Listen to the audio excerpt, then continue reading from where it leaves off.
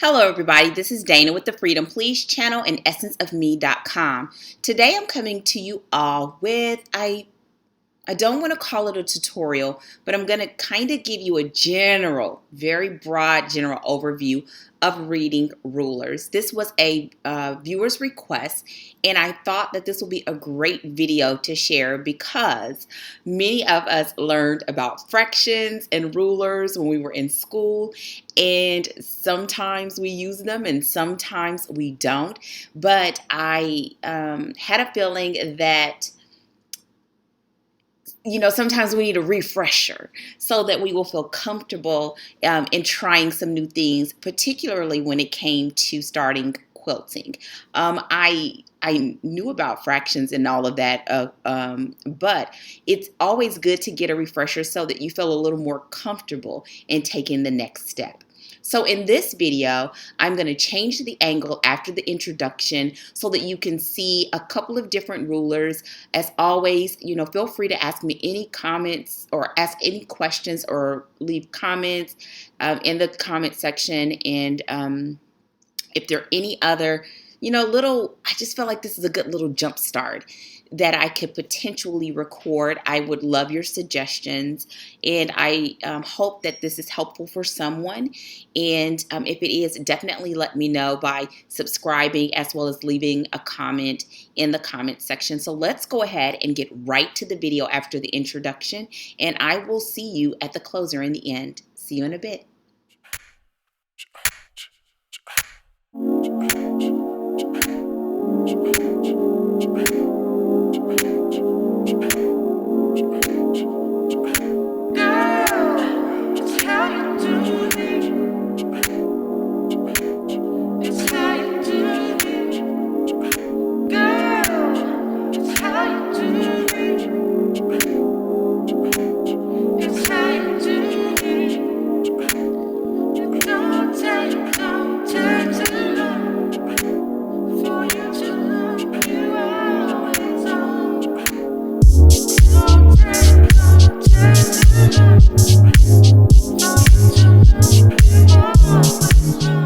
Sit back and get ready to just have a girl chat video. Let's get this party started.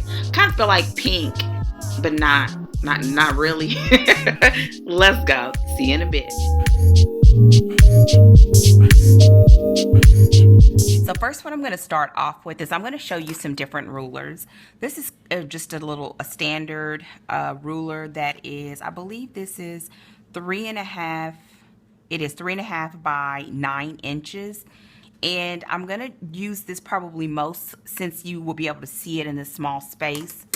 Here's another ruler that's used for while I'm quilting, and this is a 9.5 by 9.5. I'm almost certain, yes it is, 9.5 by 9.5.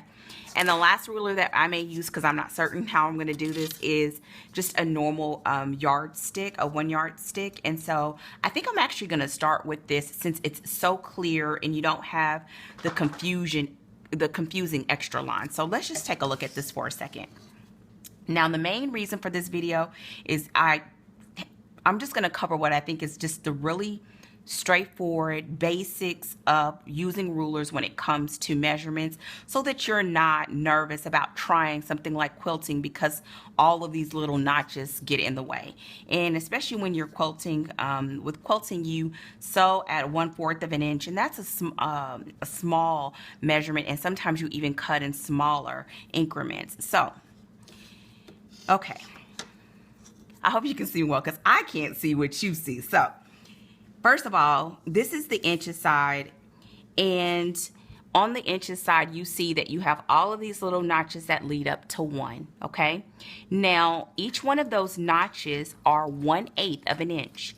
If you look at it in writing, it would be 1/8. Okay, so each one of these little notches equals 1/8. Now if you count all the way till you get to the full inch, you have a total of 8 increments that equal the whole.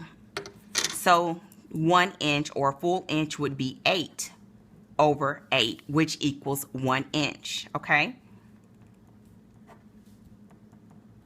and that's sloppy, but I hope you can see. So each little notch is 1/8 of an inch. And as you go across, you will have 8 of them. And I'm going to count it just so that you can see. Forgive these messy nails, but I hope you can see. So that's 1, 2, 3, 4, which is 4/8, which equals 1/2 inch. And I'll explain that just a little bit because I don't want to assume. So we ended at 4, which gave us 1/2 inch. 5, 6, 7, and then the 8th one leads you to the full inch, which is where you get 8/8 equals 1 inch. Now, most rulers will make some sort of clear indication when you reach the halfway point. Some will even do it when you reach the quarter point, which is your 1/4. So when we were at 1, 2, that would be 2/8, which would equal 1/4. And I'm going to just talk about this for just a little bit. Looks confusing, but I'm going to do it the way that I showed my kids when we did fractions. People always talk about the pie, okay? This is an ugly pie, but it's a pie. I always taught my kids in the beginning, consider your pie like you would do $1. So consider your pie as equaling $1. If you had $1, what is the increments, that we can break it down into? We can do it a lot, but a lot of times we talk about it in quarters. And how many quarters do you have in $1? You have 4 quarters in $1. 1/4 is 1/4, okay?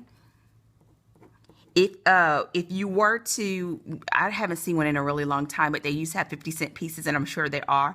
But a 50-cent piece would be half of $1, which would equal 1/2. Okay? So that's your dollar or your pie, and this will either be 4/4, 1, 2, 3, 4, or 2/2, 1, 2. Okay. Now, when we're talking about in the increments that are used a lot in quilting, because sewing is, I guess, you sew at 1/2 inch, but quilting is a lot in a 1/4 of an inch. So when we get back to our full inch,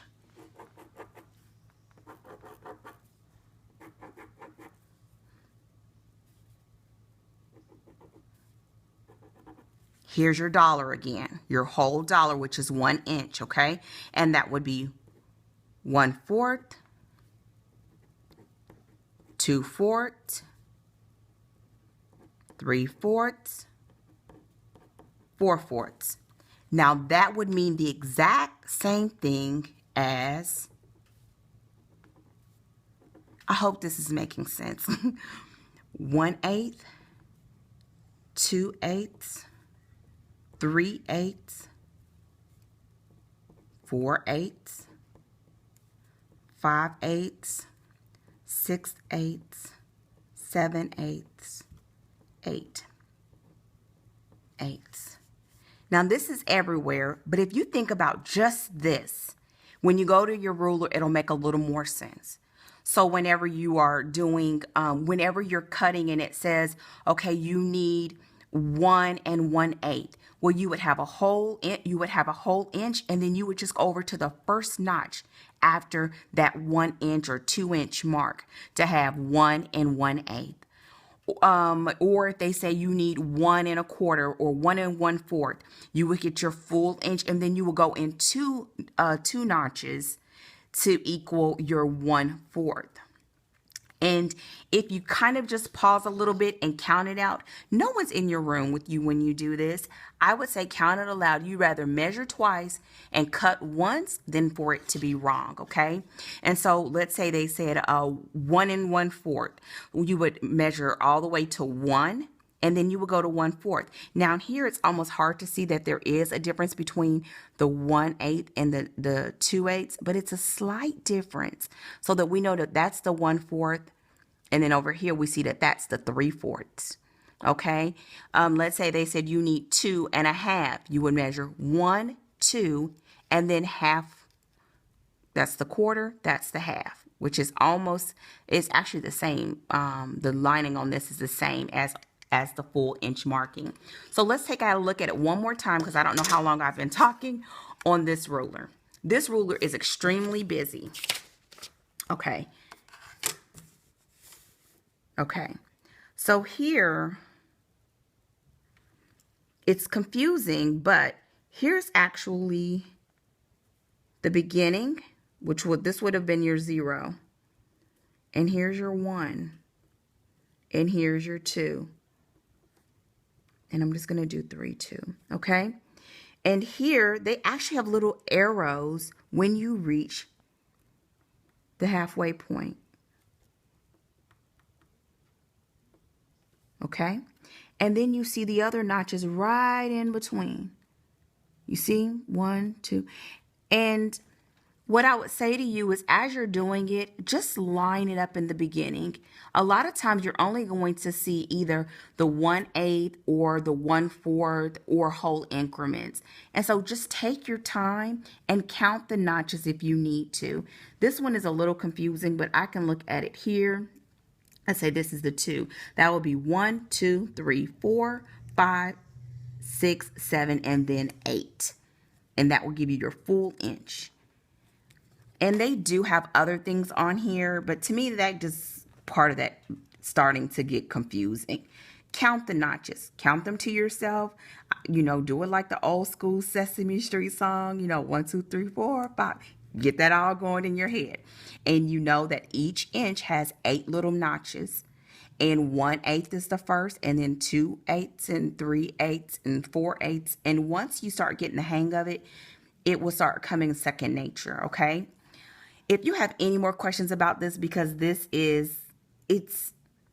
I know this is taught in school and we don't realize so sometimes until we start crafting how those little things help us now. And so I'm hoping that this is just a refresher. If there are more questions or I can maybe explain something further, let me know. I don't mind doing this because I think this is really cool to learn, and you don't want something like this to stop you from trying a new craft. And the great thing about it is if you start winging it, if you find that you're 1/8 of an inch off, just to make them all 1/8 of an inch off and keep it rolling. It doesn't have to be perfect when you're learning. But as you go along, you will start getting the hang of it and find a ruler that really agrees with you. I don't really particularly care for this ruler, but I bought this ruler when I didn't know what I was buying, and it does help me quite a bit. I find that I actually use this ruler more than anything, and I just have to ignore a lot of these notches, even though they're helpful to making sure that I have straight lines when I cut. And so if you'd like to see more about that, let me know in the comment section. So for this video, that is all, and I'll just come back and do a quick closer and let me know if you have any questions. Okay, so I hope that was helpful. If you have any questions about anything that you saw in the video, or if I can clarify a point, leave it in the comment section. But I truly believe that will help get you started. In the end, as far as closing, do not be scared or afraid of messing up. And I think that's the biggest thing when it comes to new, whether it's crafting or new projects. We think we're going to get it wrong, or we're going to mess up. I mean, there are so many times when I was cutting and I realized I was 1/8 of an inch off, and I just cut 1/8 of an inch off of everything, and I kept the party going. Okay. Also, when you are maybe deciding to tackle a really new project or a big project, try to do something at a smaller scale so you can test out the skills before you do it with your good fabric, or you are doing the project that you want to give to a friend or give to someone as a gift. Because what that will allow you to do is walk through the steps, walk through the cutting, walk through the process, and feel a little more comfortable about what you're doing before you do it on the final project, okay? And my last tip for this is, don't be afraid to try something new. Sometimes when we try new things, it can help us get better at the things that we're already good at, or it can help us to find areas that we want to explore. And that's going to be with anything in life, especially with crafting, because you can find transferable skills between the different mediums that you can carry over. And so I hope that was helpful. As always, I love to comment with you all. Don't forget to subscribe and to let me know of any suggestions for future videos. I will talk with you all hopefully sooner than later. Take care and goodbye.